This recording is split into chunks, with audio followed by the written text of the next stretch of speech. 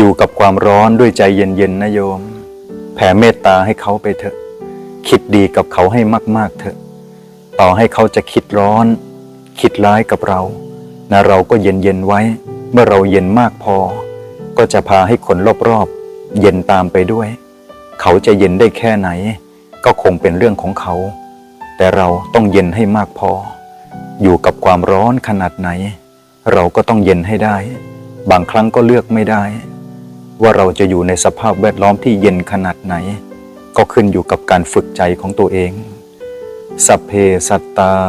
สัตว์ทั้งหลายที่เป็นเพื่อนทุกข์เกิดแก่เจ็บตายด้วยกันทั้งหมดทั้งสิ้นอย่าได้มีเวรซึ่งกันและกันเลย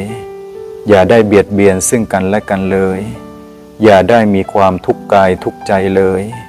ขอให้มีความสุขกายสุขใจรักษาตน